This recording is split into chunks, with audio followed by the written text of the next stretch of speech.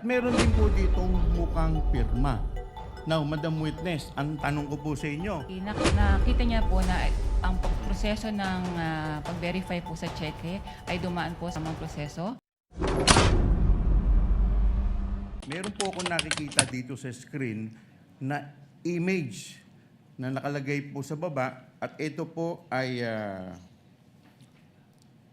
asan ba yung ano natin? Anong marka? Ito po ay nakamarka bilang Exhibit P-Roman numeral 1-28-A-1. Madam Witness, ano po itong imahe na nakikita po natin sa baba? Kung alam po ninyo. Sir, pwede po ba akong makahingi ng copy? Okay. Medyo Your malayo. Honor, may we request... Assisting counsel is authorized to approach the witness as well as assisting counsel from the respondent. Okay, Your Honor, may assisting counsel, Attorney Cristina Pasicolan will approach the witness, Your Honor.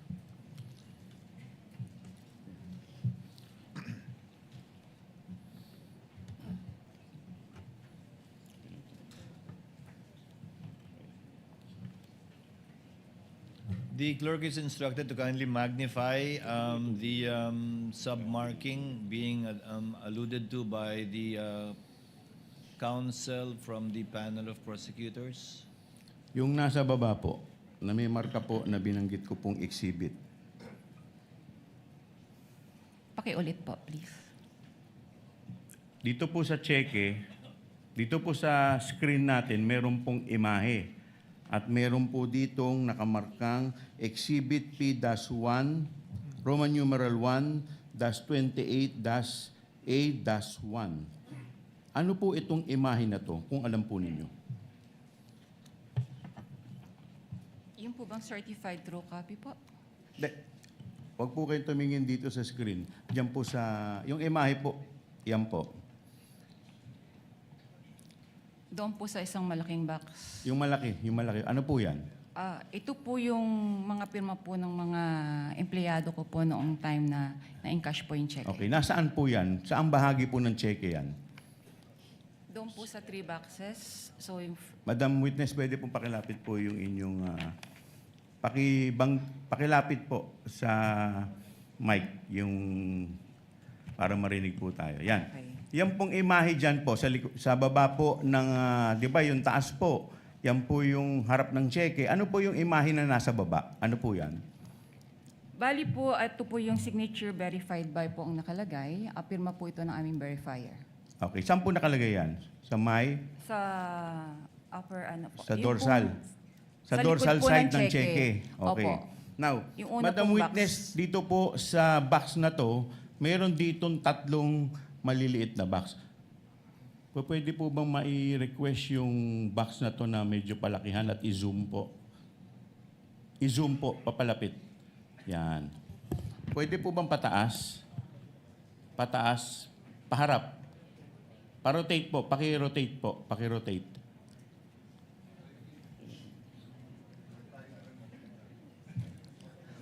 Medyo mahirap pong tignan. Pwede po bang paki-rotate sa tech?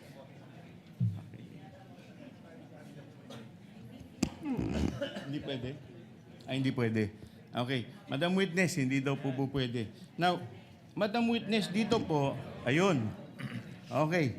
Now, Madam Witness, dito po sa box na malaking to, meron po ditong 3 box na napansin ko. Doon po sa bandang kaliwa, na unang box, may nakalagay po dito, signature verified by. At sa baba po nito, meron pong mukhang pirma. Now, Madam Witness, ang tanong ko po sa inyo, kaninong pirma po to kung alam po ninyo? Ang pirma pong ito ay kay verifier po ng branch. Okay. Now, Madam Witness, pag pumirma ang verifier dito sa box na to, sa signature verified by, ano po ang ibig sabihin nito? Ang ibig sabihin po ng signature ng verifier ay na-verify niyo po yung identity ng payee base po sa kanyang IDs na presinta. At the same time po, na-check niya rin po sa system na ito po ay may advice na galing po sa Office of the Vice President na pwede na pong i-release. Okay. Now, pupunta po tayo sa susunod na box na may nakalagay po ditong posted by. At meron din po ditong mukhang pirma. Now, Madam Witness, ang tanong ko po sa inyo, kaninong pirma po itong nakalagay sa posted by? Kung alam po ninyo. Ang nakapirma po sa posted by ay kay Teller po. Okay. So, Madam Witness, pag pumirma ang isang teller dito sa box na to kung saan nakalagay ay posted by, ano po ang ibig sabihin ng kanyang pirma? Kung maalala po ninyo. Ang pirma po ni Teller, ang ibig sabihin po nito ay na-encode na po niya sa system ang lahat po ng detalyado ng cheque. Okay. Now, pupunta na po tayo sa ikatlong box na may nakalagay pong approve by at meron din po ditong mukhang pirma. Now, Madam Witness, kanino naman pong pirma ito? Kung kilala po ninyo. Pirma po ito ng aming approver. Okay. Pag pumirma po ang approver dito po sa box na to, ano po ang ibig sabihin ng kanyang pirma? Ang ibig sabihin po ng pirma ng approver ay nakita niya po na ang pagproseso ng pag-verify po sa cheque ay dumaan po sa tamang proseso at ito po ay pwede na pong i-encash. Okay. Now, Madam Witness, bakit po kayo pamilyar dito sa tatlong pirma na binanggit po ninyo? Sila po yung aking mga staff nung ako po ay nasa Land Bank Show Boulevard pa po. Ako po yung branch manager. Okay. Now, Madam Witness, ang susunod ko pong tanong sa inyo, kailan po na-encash itong checking ito? Kung maalala po ninyo. As shown po dito sa dokumento na to, ito po ay na-encash ng 20 December 2022. 20. Okay. Now, sabi po ninyo, as shown dito sa record, ano po bang record ang binabanggit ninyo, Madam Witness? Ito po yung validation ng teller na naka-appear po doon sa ilalim. Now, Madam Witness, pwede po bang pakituro po sa amin, nasaan po dito sa parting to, ng dorsal side Ito ng po. cheque, yung binabanggit po ninyo, Nasa ibaba po, lower right portion. lower right portion. Opo, Pwede po bang paki-zoom para po mas malinaw at para po sa mas makita po natin ng maigi?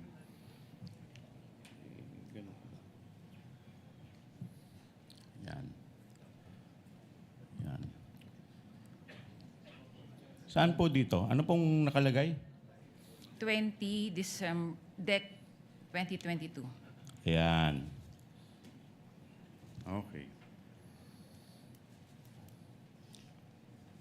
Now, Madam Witness, kailan nilagay ang markang ito, kung alam po ninyo? On time po ng encashment. Okay. Now, pupunta na po tayo sa pangalawang dokumento, Madam Witness.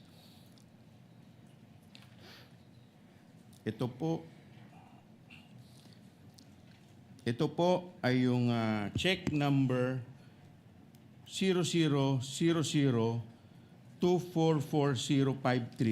na may petsang January 31, 2023 at payable sa isang, again, Miss Gina F. Acosta for 125 million pesos. Now, Madam Witness, ano po ang relasyon ng checking ito sa mga checking binabanggit po ninyo kanina?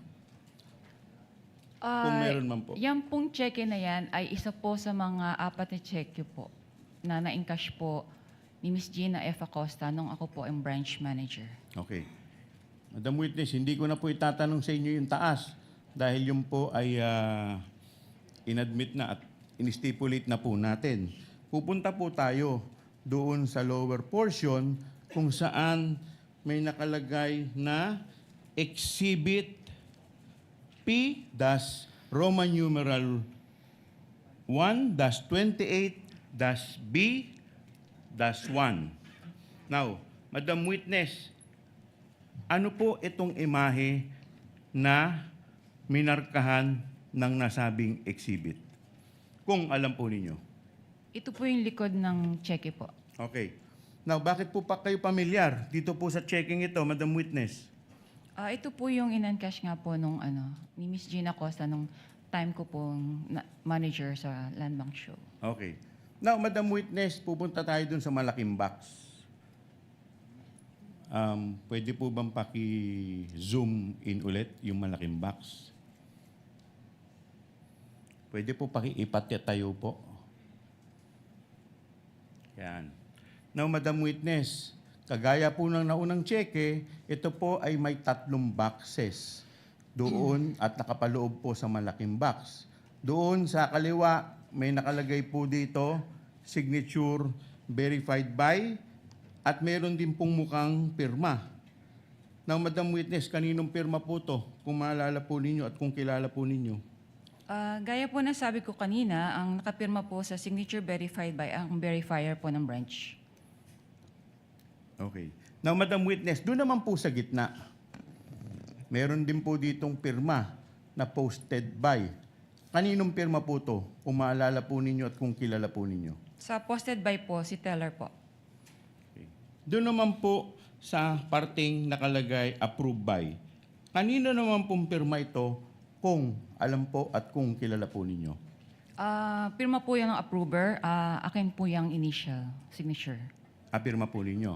Okay. Now, Madam Witness, bakit po kayo pamilyar dun sa unang 2 pirma na binabanggit po ninyo?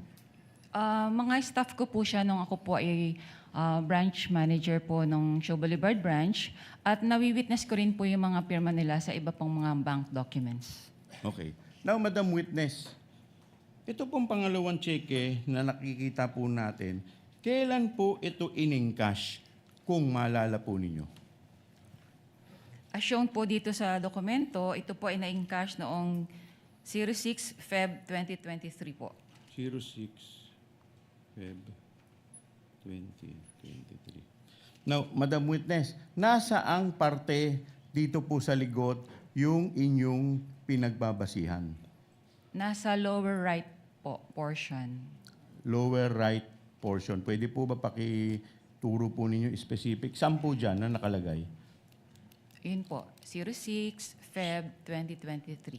06 Feb 2023. Okay. Now, Madam Witness, kailan po inilagay ang markang to kung alam po ninyo? Nung araw po ng encashment po niya. Okay.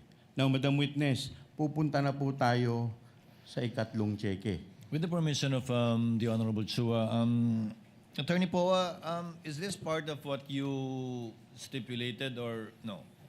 The verifier's signature, the teller's signature, the approver's signature, as well as the date of encashment. To be candid, Your Honor, it wasn't part, but right now we are willing to stipulate the same, Your Honor. So, if you're willing to stipulate, let the presiding officer state it for the record that the signature underneath the on the dorsal side of the check with number 000024, kindly show it to the screen, 245511 in the amount of 125 million pesos with the payee as Gina F. Acosta, dated April 18, 2023, that the signatures of the verifier, the teller, and the approver are all authentic and genuine, and that these were made in the course of their ordinary performance of duties. And the date of encashment is April 25, 2023, correct? That's correct, Your Honor. And insofar as Land Bank check number 000024, kindly show it to the screen, 5664, payable to Gina F. Acosta in the amount of 125 million, dated July 13, 2023. The signature of the verifier, teller, and approver on the dorsal side are also all authentic and were signed in the course of the performance of their ordinary duties, and that the date of encashment is July 14, 2023, correct? We stipulate, Your Honor. So stipulated, counsel from the panel of prosecutors, the Honorable Chua. Given the stipulation, these are now deemed admissions for the information of the senator judges. And Thank no you, Your proof Honor. or testimony is necessary to be presented by the panel of prosecutors. You may proceed, Honorable Chua. Okay, with that, Your Honor, we would like to manifest that and state for the record, Your Honor, that the dorsal portion of the said checks were marked, Your Honor, as our Exhibit P, dash Roman numeral 1, dash 28, dash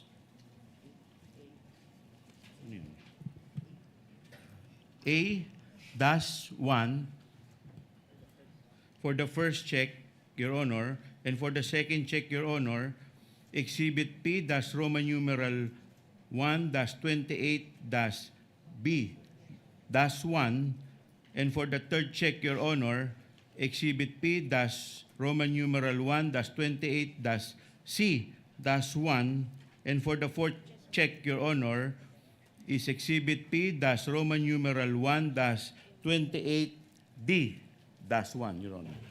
For the record, Your Honor. Now, Duly noted and entered into the records. You may Now- proceed when you're ready. thank you, Your Honor. Now, Madam Witness, dito po sa checking ito, may nakatatak po dito na certified true copy of the digital copy on file. Now, Madam Witness, pwede po ba malaman namin nasaan po ang original ng checking ito, kung alam po ninyo? Ang original copy po ng mga check-in nito ay na-shred na po siya. Okay. Bakit po siya sinred, kung alam po ninyo? As per bank policy po, lahat po ng mga negotiated checks ay may retention period lang po ng 1 year. Kaya ito po ay sineshed na. Okay. So sinasabi po ninyo na ang mga cheque ay sinisred. Now, Madam Witness, pag sinabi ninyong shred, ano po ang ibig sabihin ninyo ng salitang o katagang shred? Ang meaning po ng shred, ito po ay dumadaan po siya sa machine shredder. So, napipira-piraso na po siya ng maliliit. Okay. Now, Madam Witness, sabi ninyo yung physical copy ng mga checking ito ay na-shred na. Ngayon, ano ang relasyon netong digital copies na ito sa mga cheque na galing sa land bank na binabanggit mong cheque? Ano po ang relasyon? Yes, Ito ano po po? yung mga cheque po na na-encash po nga ni Miss Gina Acosta. Okay. Now, Madam Witness, pupunta po tayo sa proseso ng encashment ng 4 na cheque. Okay. Now, Madam Witness, ano ang proseso ng encashment dito po sa 4 na checking ito? Kung maalala po ninyo. Ang process po na encashment namin, particularly ito pong transaction na to, ay malaki po yung amount involved. So meron pong tumatawag sa amin from cash division po ng OVP a day or 2 prior po doon sa encashment na Okay. Sige po, tuloy po ninyo. meron po silang for encashment nga po na 125 million. Okay. Now, Madam Witness, binanggit ninyo meron sa inyong tumatawag from the cash department ng OBP.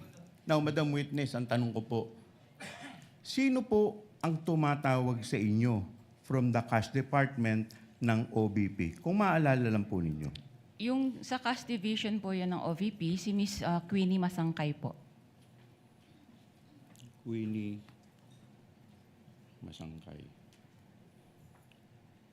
At sino naman po sa inyong branch ang tinatawagan ni Miss Queenie Masangkay? Ako po, ang Okay po. tinatawagan Okay. niya. Now, Madam Witness, paano po ninyo nalaman na si Miss Queenie Masangkay ay from cash department ng OBP? Bali siya po yung liaison ng OVP from the cash division at siya rin po yung tumatawag po sa akin sa other banking needs po nila. Okay. So, Madam Witness, kanina binanggit ninyo na kaya tumatawag sa inyo si Miss Queenie Masangkay para i-advise kayo a day or 2 prior? Opo. Bakit po kailangan kayong i-advise a day or 2 prior sa encashment? Bali, meron po kasing cash involved limit lang po ang branch. So wala po kaming any given day na amount po for that match po. Kaya kailangan po namin itong mag-request po sa aming cash center for assistance. Okay. Now, Madam Witness, ang tanong ko po sa inyo, pagkatapos po kayong tawagan ni Miss Queenie Masangkay, ano na po ang susunod na mangyayari kung meron man po? Bali po, kino-communicate ko po sa aming branch cashier na meron pong ganitong cash requirement po ang Office of the Vice President. At the same time po, para po maka-coordinate po siya sa aming cash center for the cash transfer po. So pagkatapos po, mag-request o ma-coordinate ng inyong cashier, ano na po ang susunod na mangyayari kung meron man po? Bali po, pagdating na ng cash na ito, tinatawagan ko po si si Miss Queenie Masangkay po, na available na po yung cash sa branch. Okay. So pagkatapos po ninyong tawagan, si Miss Queenie Masangkay, ano na po ang susunod pang mangyayari kung meron man po? Bali, pumupunta na po si Miss Gina Costa at si Mr. Ortonio po sa branch para po mag-encash. Okay. Ngayon, binanggit po ninyo ang isang pangalang Miss Gina Costa at Mr. Ortonio. Paano po ninyo nakilala si Miss Acosta at si Mr. Ortonio? Kasi Mr. Ortonio. una ko pong nakilala si Mr. Ortonio kasi bali isa po siya sa mga authorized signatories po ng OVP. And then inintroduce niya po si Miss Gina Acosta na siya po yung pay ng cheque worth 125 million po. Okay. Now, Madam Witness, pagpunta po sa inyo ni Miss Gina Acosta at ni Mr. Ortonio, ano na po ang susunod na mangyayari? Noong first encounter ko po sa kanila, bali po yung cheque na yon ay binigay po ni Miss Gina together with her identification card niya. So, finorward ko po ito sa verifier para po ma-process. So pagkatapos po ninyong i-forward sa verifier para ma-process, ano na po ang susunod na nangyari kung meron man po? Bali po, bine-verify po ito ni verifier, yung mga authorized signatories po ng cheque. And then, chinecheck niya rin po sa system kung ito po ay mayroon ng advice from the OVP para po ito ay i-release na. Okay. So pagkatapos po ma-check, kung meron ng advice, ano na po ang susunod na mangyayari kung meron man po? Na-forward na po ito sa teller para po encode sa system at para po makapag-request na po siya ng cash. Okay. So pag-forward sa teller, ano na po ang susunod na mangyayari kung meron man po? Pag po na-approve na rin po ng approver, tatawagin na po niya si Miss Gina Costa para po mapareceive niya po yung cash. Okay. So sabi ninyo, tatawagin ni approver si Miss Gina Acosta para tanggapin na yung cash. Si teller po ang tumatawag. Okay. Tatawagin ni teller si Miss Gina Acosta para Ipa-receive na po yung ipa-receive cash. na yung cash. Ano na po ang susunod mangyayari pagkatapos pong i-inform ni teller si Miss Gina Acosta? Bali, since malaki din nga po yung amount, ina-guide po si Gina Acosta papasok po sa backroom para po doon i-release yung cash. Okay. Ngayon, may binabanggit po kayong backroom. Sino-sino po ang nasa backroom kung alam po ninyo? Noong pong unang release po noong cash, ako po ang nandoon, si teller, yung branch cashier, si Miss Gina, and then si Mr. Limuel po. Okay. Ortonio. So pagdating ninyo sa backroom, ano na po yung mga sumunod na pangyayari kung meron man po? Nirelease po yung ng teller po, after po ma-receive sa cheque po, yung payment received, nirelease na po ni teller yung cash kay Miss Gina in packs po siya worth 1 million each po. Okay, so maalala po ba ninyo kung ilang packs po ang nirelease kay Miss Gina Acosta? Bali, 125 packs po yun. 125 packs. Okay. Now, pagkatapos pong i-release itong pera in packs, in 125 packs, ano na po ang susunod na mangyayari? Bali, nilalagay na po nila yon sa dala po nilang bags. Okay. Ngayon, meron po kayong binanggit na bag. Madam Witness, anong klaseng bag ang pinaglagyan ng pera kung maalala po ninyo? Sa pagkaalala ko po, isang mahabang malaking bag po siya. Para pong gym bag. Okay. Madam Witness, ilang bag po ang dala po ni Miss Gina Acosta at ni Mr. Ortonio? Sa pagkaalala ko po, mga 3 to 4 bags po yun. Okay. Now, Madam Witness, sabi ninyo, nilagay dito yung 125 million sa 3 to 4 bags. Okay. Ano na po ang susunod na mangyayari pagkalagay po nila dito po sa bag? Lalabas na po sila ng bangko. Okay. Madam Witness, si Miss Gina Acosta lang po ba? O may kasama pa po ba si Miss Gina Acosta at saka si Lemuel Ortonio? Sa pagkaalala ko po, meron po silang kasama. Ilan po, kung maalala po ninyo? Hindi ko na po ma-recall. Okay. Now, Madam Witness, ang tanong ko po sa inyo, paglabas po nila, meron po ba sa bangko na empleyado na tumulong sa kanila para bitbitin po itong bag, kung meron man po? Wala po, sir. Bakit po wala? It's against bank policy po na tumulong po sa mga kliyente ang mga empleyado or even po yung security guards po namin. Bakit po yun against sa bank policy, Madam Witness? In case po na for safety and security measures din po, para po hands-off na po ang bangko once na ma-release na po yung physical cash po. Okay. Now, Madam Witness, ito pong huling tanong ko. How much po in total, Madam Witness, ang winidraw in relation po dito po sa 4 na checking binabanggit po ninyo? Ang total po ng 4 na cheque, mga po siya, kalahating bilyon po. Okay. That would be all, Your Honor.